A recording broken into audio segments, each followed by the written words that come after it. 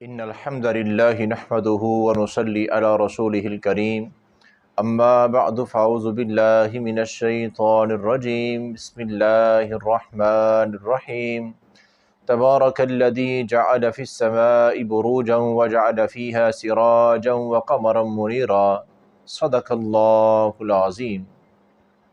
کلام مقدس قرآن مجید کا 19واں پارہ ہے، اور اس پارے میں اللہ تعالیٰ نے بڑی وضاحت کے ساتھ ایمان والوں کی، مومنوں کی اور اللہ تعالیٰ نے اپنے پیارے بندوں کی کچھ علامات اور خوبیاں بیان فرمائی ہیں، اور وہ خوبیاں اگر ہم اپنا لیتے ہیں تو اللہ تعالیٰ کے برگزیدہ بن جائیں گے۔ اس بات میں کوئی شک نہیں ہے کہ اللہ تعالیٰ کے محبوب، یعنی کہ اللہ بندوں سے محبت کرے گا، ان بندوں میں ہمارا بھی شمار ہو جائے گا۔ تو وہ خوبیاں کچھ زیادہ نہیں ہیں، وہ کام کچھ زیادہ نہیں ہے، غور سے سنیں سمجھیں تو بڑے آسان ہیں۔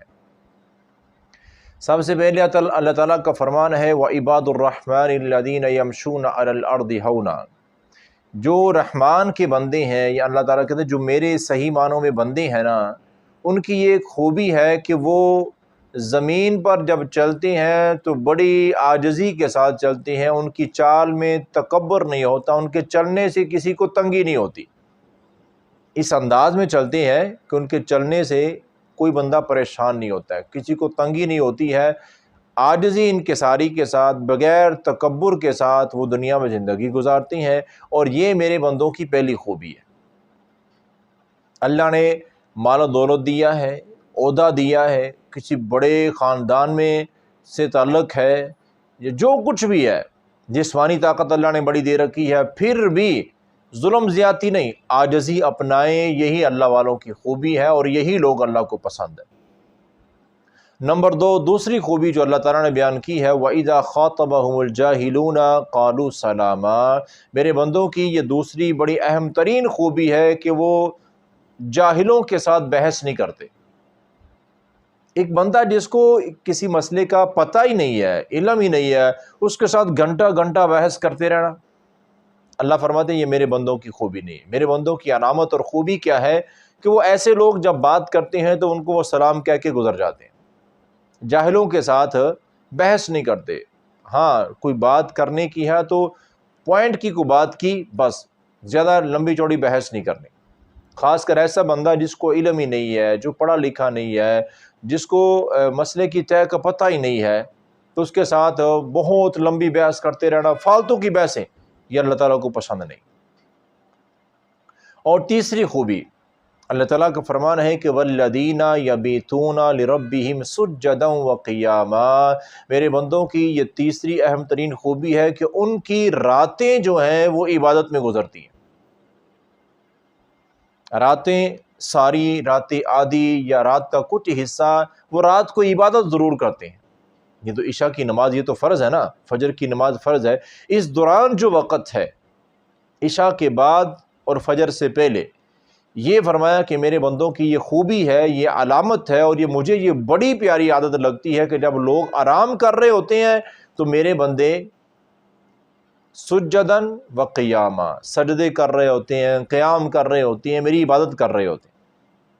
تو اس لیے میرے محترم بھائیو، اللہ نے زندگی دی ہے، صحت دی ہے، وقت دیا ہے، تو ہمیں ان مواقع سے فائدہ اٹھانا چاہیے۔ ویسے رمضان کا مہینہ ہے، نماز تراویح، نماز تہجد، قیام اللیل، جتنا، اور اس کی کوئی حد نہیں ہے، یعنی کہ 11 رکعت نماز ہم نے سنت کے مطابق پوری پڑھ لی ہے تو اور پڑھ نہیں سکتے، جتنی چاہیں پڑھیں، نفل نماز ہے، آپ جتنا زیادہ پڑھنا چاہیں گے اتنا زیادہ اجر حاصل کرتے جائیں گے۔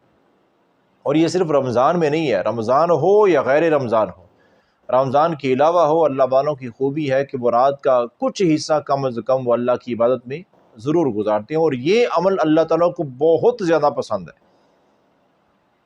اور نبی رحمت صلی اللہ علیہ وسلم کا فرمان ہے کہ یہ جو رات کی عبادت ہے نا، قیام اللیل، یہ آپ زیادہ نہیں بھی نہ کر سکتے، تھوڑا کرو لیکن مسلسل کرو، وہ بندہ اللہ تعالیٰ کو بہت زیادہ پسند ہے جو بندہ چاہے سمجھے کہ 2 رکعت پڑھتا ہے تہجد کی، قیام اللیل کی، رات کی وہ نماز جو ہے چاہے 2 رکعت پڑھتا ہے لیکن روزانہ پڑھتا ہے، یہ اللہ تعالیٰ کو زیادہ پسند ہے اس بندے کی نسبت جو کبھی کبھی پڑھتا ہے۔ کبھی پڑھے گا تو 8 10 رکھتے ہیں، 20 رکھتے ہیں، 30 رکھتے ہیں، اور پھر کئی دن وہ نماز پڑھتا ہی نہیں ہے، تہجد کی نماز پھر وہ پڑھتا ہی نہیں ہے، قیام اللیل کرتا ہی نہیں ہے۔ تو یہ بھی اچھا کام ہے، کبھی پڑھتا ہے، پڑھتا تو ہے، لیکن وہ زیادہ اچھا ہے جو تھوڑا کرتا ہے لیکن مسلسل کرتا ہے۔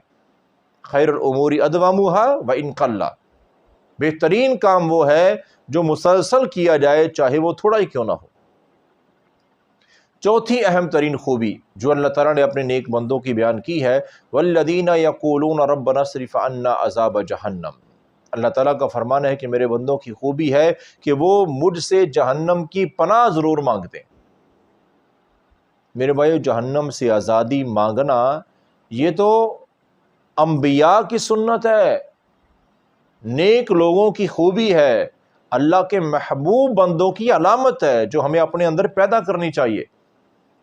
دعا صرف اس لیے نہیں ہے کہ ہمیں دنیا میں کسی چیز کی کمی ہو گئی ہے تو ہم اس کے لیے دعائیں مانگنا شروع کر دیں گے، یا اللہ ہمیں دنیا میں یہ چاہیے یہ چاہیے۔ میرے بھائیو، آخرت میں جہنم سے اگر بچ گئے تو اس سے بڑی کامیابی اور فائدہ کوئی نہیں ہے، اور جہنم سے بچنے کا واحد ایک ہی طریقہ ہے کہ اللہ سے جہنم کی پناہ مانگی جائے کہ یا اللہ جہنم سے ہمیں بچا لے، اپنی پناہ عطا کر دے ہمیں۔ اور یہ لوگ اللہ تعالیٰ کو بہت زیادہ پسند ہے اور یہ کام اللہ کو بڑا پسند ہے، تو اس لیے ہر دعا میں اللہ سے جہنم کی پناہ مانگا کریں۔ یہ اللہ والوں کی اہم ترین خوبی ہے جو 19ویں پارے میں اللہ تعالیٰ نے بڑی وضاحت کے ساتھ بیان کی۔ اور 5ویں نمبر پہ 5ویں اہم ترین خوبی جو ہمیں اپنانی چاہیے، اللہ تعالیٰ کا فرمان ہے والذین اذا انفقوا لم یسرفوا ولم یقتروا وکان بین ذلک قواما، میرے نیک بندوں کی یہ علامت ہے کہ وہ جب خرچ کرتے ہیں نا، ان کو میں نے مال پیسہ دیا ہے تو جب وہ خرچ کرتے ہیں تو فضول خرچی نہیں کرتے، عیاشیاں فضول خرچیاں میرے بندوں کی علامت نہیں ہے، اور نہ ہی وہ کنجوسی کرتے ہیں۔ ولم یقتروا، کنجوس بھی نہیں ہے کہ اپنی جان پہ نہیں لگانا ہے، اپنے گھر والوں پہ نہیں لگانا ہے، بچے بیمار ہیں پیسہ خرچ نہیں کریں گے، بیوی بیمار ہے پیسہ خرچ نہیں کریں گے۔ حتیٰ کہ کنجوس بندے کی زندگی اتنی بیکار زندگی ہوتی ہے، پیسہ اس کے پاس ہوتا ہے، خود بیمار ہوگا تو اپنی دوائی نہیں لے گا، اچھا کھانا نہیں کھانا ہے، اچھے گھر میں نہیں رہنا ہے، بس بچت بچت بچت، یہ اللہ کو پسند نہیں ہے۔ جائز ضرورت پہ پیسہ ضرور خرچ کریں، اسی پیسے کے ساتھ آپ جنت کما سکتے ہیں، صدقہ کریں جتنا زیادہ ہو سکتا ہے، لیکن فضول خرچی نہیں کرنی ہے۔ وَكَانَ بَيْنَ ذَلِكَ قَوَامًا، اللہ تعالیٰ کا فرمان ہے کہ نہ میرے بندے فضول خرچی کرتے ہیں، نہ وہ کنجوس بخیل ہوتے ہیں، بلکہ وہ درمیانی راہ اختیار کرتے ہیں کہ جہاں ضرورت ہوتی ہے وہاں خرچ کرتے ہیں، اور جہاں ضرورت نہیں ہوتی وہاں خرچ نہیں کرتے۔ اللہ والوں کی یہ علامت ہے۔ اور چھٹی خوبی، اللہ تعالیٰ کا فرمان ہے کہ والذین لا یدعون مع اللہ الہا آخر، چھٹی بہت بڑی خوبی ان کی یہ ہے کہ اللہ کے علاوہ وہ کسی کے سامنے جھکتے نہیں ہیں، اللہ کے علاوہ وہ کسی کو معبود مانتے ہی نہیں ہیں، اللہ کے علاوہ وہ کسی کے سامنے نہ ہاتھ پھیلاتے ہیں، نہ کسی سے دعا کرتے ہیں، نہ کسی کے نام کی نظر نیاز منت چڑھاوا، کچھ نہیں، سب کچھ اللہ کے نام پہ۔ ان کی زندگی کا مقصد ہی ایک ہوتا ہے کہ صرف اللہ ہم سے راضی ہو جائے، باقی کسی سے ہمیں کوئی لینا دینا نہیں۔ تو میرے بھائیو، اگر اللہ راضی ہو جائے تو اس سے بڑی کامیابی کوئی نہیں۔ تو اللہ والے کبھی شرک نہیں کرتے، لا یدعون مع اللہ الہا آخر، کبھی وہ شرک کے قریب تک نہیں جاتے، اور یہ خوبی ہمیں بھی اپنانی چاہیے۔ اور اس کے بعد اللہ تعالیٰ کا فرمان ہے 7ویں نمبر پہ، اللہ تعالیٰ فرماتے ہیں خوبی بیان کرنے سے پہلے کہ الا من تاب وآمن وعمل عملا صالحا فاولئک یبدل اللہ سیئاتہم حسنات، ہاں اگر پھر بھی کوئی غلطیاں خطائیں گناہ ہو جائیں تو سچی توبہ کر لیتے ہیں۔